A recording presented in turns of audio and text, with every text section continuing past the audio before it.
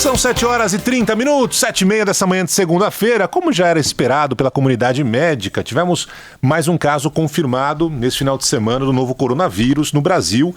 As circunstâncias desse novo paciente são semelhantes ao do primeiro conhecido, ou seja, são duas pessoas que estiveram recentemente no norte da Itália e após apresentar, nem chegaram a apresentar os sintomas, é o segundo paciente, mas enfim, sintomas parecidos ali com a da gripe, procuraram um hospital em São Paulo, Albert Einstein, os testes confirmaram que trata-se do Covid-19, né, o nome oficial dessa doença. Os dois estão se tratando em casa. Esse é um ponto importante nessa mudança de conceito que eu queria dividir um pouco com vocês, né?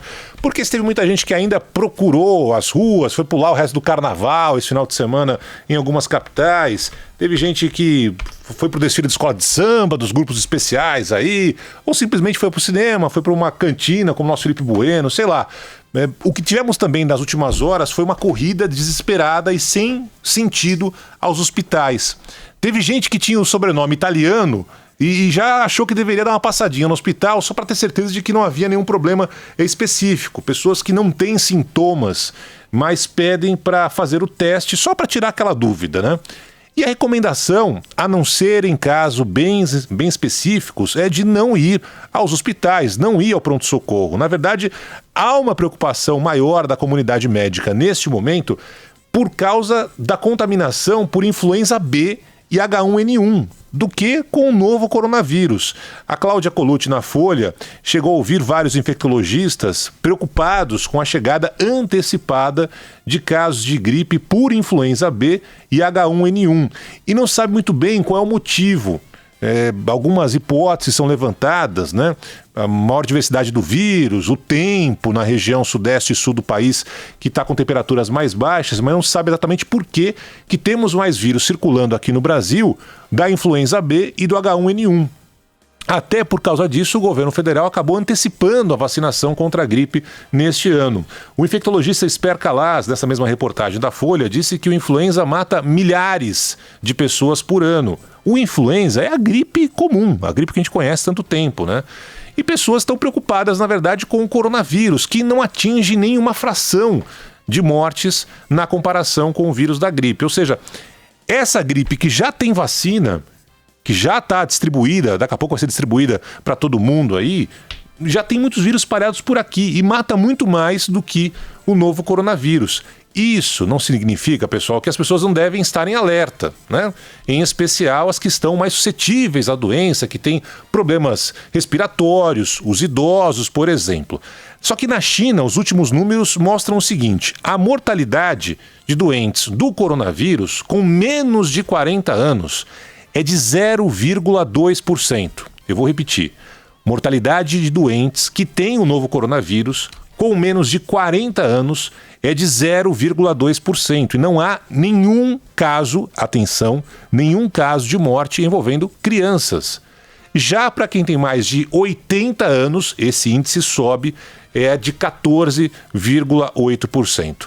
Dr. Drauzio Varella, da mesma Folha, fala que além de cuidados óbvios, como lavar bem as mãos, não tossir nem espirrar na cara dos outros, que é algo que todo mundo já devia fazer no dia a dia desde muito cedo, né? É preciso não perder a racionalidade. É um pouco isso que eu queria conversar com todo mundo aqui hoje, né? Correr para o pronto-socorro no primeiro sinal de uma tosse, de uma febre, não é o indicado, pois as salas de espera ali dos hospitais são um prato cheio para o vírus. Enquanto você está ali esperando para ser atendido, para saber se tem ou não, sei lá que tipo de doença, é ali que o vírus está sendo propagado. Então qual é a indicação? A indicação é de procurar hospitais só se sentir falta de ar ou aumento da frequência respiratória. Aí, nesses casos, vale a pena procurar o pronto-socorro. Também vale, por exemplo, se alguém está vindo da Itália. Cheguei da Itália, não estou me sentindo muito bem, aí, convenhamos, é o caso de procurar o hospital. Só que na maioria, na enorme maioria, resfriados causados pelo próprio coronavírus deverão ser tratados em casa, como os dois pacientes que agora já foram identificados. E todos devem procurar tomar a vacina contra as gripes influenza A e B e H1N1. Essa vacina que vai ser dada nas próximas semanas aí pela rede gratuita, não deve ser para todo mundo, mas aí você pode procurar essa vacina nos laboratórios, enfim. Por quê? Porque tanto H1N1 quanto às influenzas A e B, estão matando muito mais do que o novo coronavírus e pelo menos reduz a chance de desenvolver e transmitir a doença. O que a gente está vendo nas últimas horas são ações desesperadas, seja daquelas pessoas que vão procurar o hospital só porque acham que um dia tiveram em Roma, tiveram ali em Pequim, sei lá, eu tenho um parente distante, eu tenho sobrenome italiano, fui numa cantina anteontem. Não é assim. E a gente está vendo casos também de desespero de pais, mães, pais. E em muitas escolas, em São Paulo, por exemplo, escolas tradicionais, estão determinando por conta própria que crianças que acabaram de chegar da Itália, por exemplo, do Irã, da China, não possam ir para as aulas. Fiquem 14 dias em casa, numa quarentena que o Ministério da Saúde não recomenda, que a Secretaria Estadual de Saúde não recomenda. Mas esse barulho de preocupação dos pais, de mães, e conversa de WhatsApp, e mensagem sendo... pronto, a criança não pode ir para a aula. E não é assim. Não é cada um da casinha, da própria ideia, começando a agir. Se for assim, complicou. Né? A gente já teve casos aqui de elevador, onde está proibido, chineses não podem entrar nesse elevador, use só o elevador de serviço. Como assim? Não temos nenhum caso confirmado no Brasil de transmissão por aqui. Deveremos ter, mas por enquanto não temos. Então tem que ter calma nesse momento, baixar um pouco a bola, entender que os vírus que já circulam por aqui há muito tempo são muito mais letais do que o coronavírus.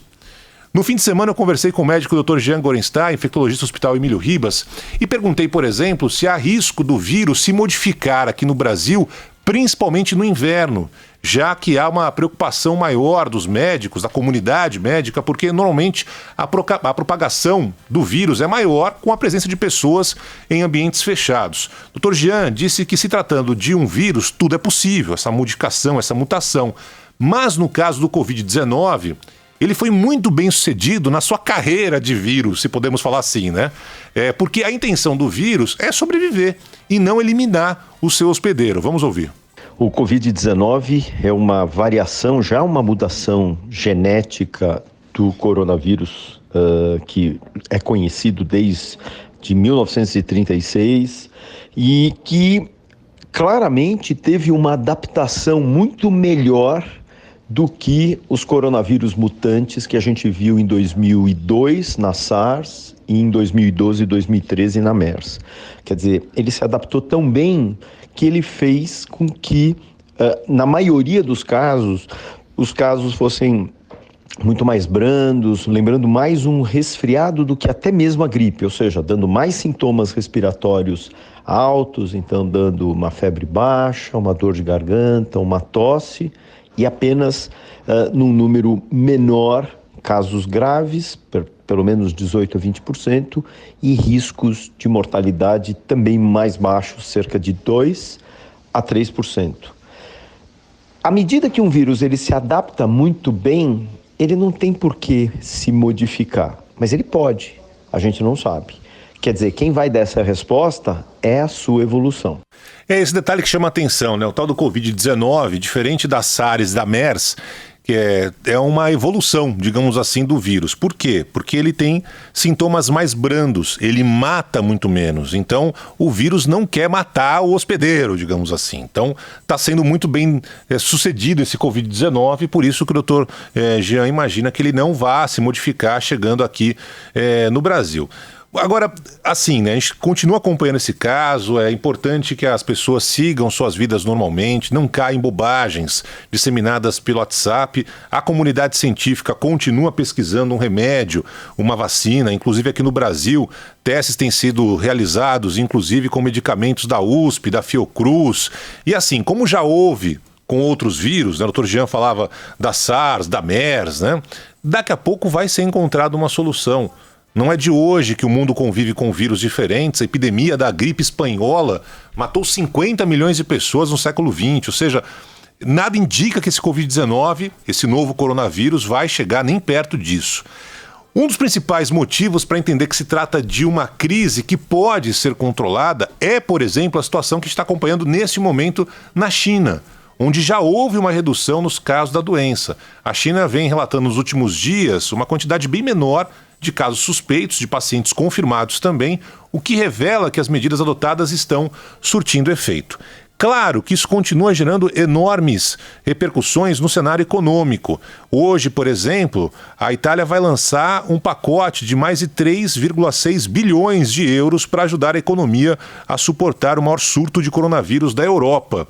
O Luiz Carlos Mendonça de Barros, nosso colunista, dizia na semana passada, do alto da sua experiência, que já viu crises semelhantes, até mais graves, mas que passada essa turbulência inicial, tudo indica que a tendência é a economia volte a se recuperar normalmente. O Mendonça lembrou do caso da SARS, do vírus da gripe da China em 2002, a quebradeira do mercado imobiliário nos Estados Unidos, não tem a ver com saúde, em 2008, a tragédia de Fukushima, a usina no Japão, em 2011, e agora um coronavírus. Então, há um receio inicial, medo das consequências de um vírus desconhecido, há também a famosa especulação do mercado financeiro, mas o impacto vai diminuindo, essa é a tendência, e daqui a pouco tudo volte ao normal. Então, o que esperar a partir de agora? A gente deve ter novos casos confirmados aqui no Brasil. É bem possível que tenhamos, inclusive, o primeiro caso de transmissão dentro do país. Mas, ainda assim, não há razão para pânico, para idas desnecessárias, principalmente ao hospital, ao sinal do primeiro espirro. E vamos nessa.